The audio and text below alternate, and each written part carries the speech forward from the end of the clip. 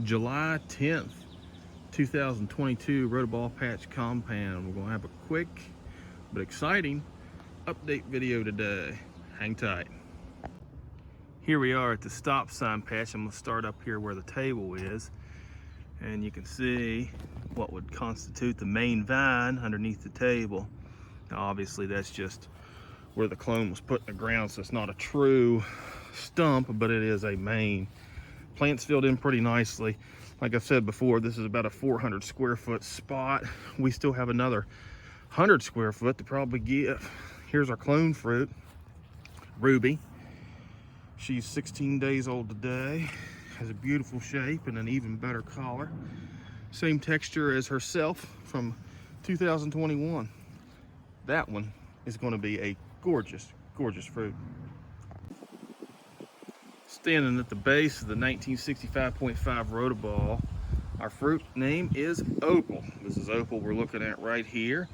She is 25 days old today. Her plant is approximately 800 square foot. We have another 200 to 300 square foot to give. She's a good shaped fruit and still very fresh and young. We do have a few little scars in a few areas. That's not a scar, that's a fly. But we do have some scars on this side, which is kind of yucky. Takes away from the pretty of it, but has not slowed the fruit down. Very happy with her pace. Finally starting to sink in. You can look at the foliage on the tips.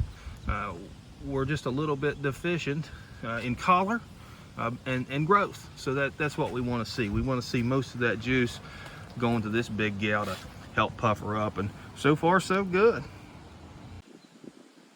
Looking at the 1992.5 Pierpont plant and fruit. The plant is about 800 to 850 square feet. We've got a little bit larger plant. Fruit really hasn't sunk the plant growth on this quite yet. I'm still getting some nice growth. You can actually see that I buried about 4 days ago, and that's still quite a bit of veg for 4 days ago. And if you look closely at the leaves, yeah, we do have a little bit of color deprivation, but the nitrogen is still there. So we're still getting a lot to the veg cycle. The fruit itself will be 30 days tomorrow. Nice big fruit, and we have named her Luna, which I think is a very appropriate, nice name for this fruit. Small stem, average growth. I think we're going to end up with a pretty good fruit here if she continues to rock and roll. No scarring or any yuck to her, so she's still quite beautiful. And that blossom's gone. Yep, she's not 100% gone yet, but she will be soon enough. That doesn't matter. Under these shade and water structures that I have, that sort of thing doesn't faze us one bit. Standing on the patio, looking at the patio pumpkin. There she is. This is my son's pumpkin, and he named it Sun, after the sun, not after being a son. But this is our state fair for West Virginia fruit.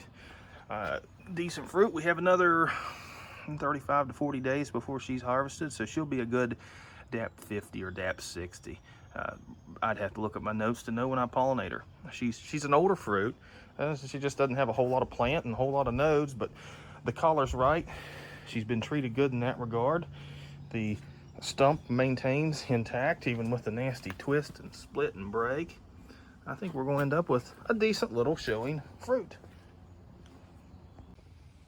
Back here at the clone, just wanted to wrap up. Just as promised, a short and sweet video today. I want you guys to subscribe, hit the like button, continue to follow the Pumpkin Wars crew, myself, Jacob, Scott, and Jeff. We're going to continue to make these videos and show the progress of these plants and fruit along the way. If you have any questions, feel free to reach out to us. We may not have the answers, but we're sure to make something up that sounds right.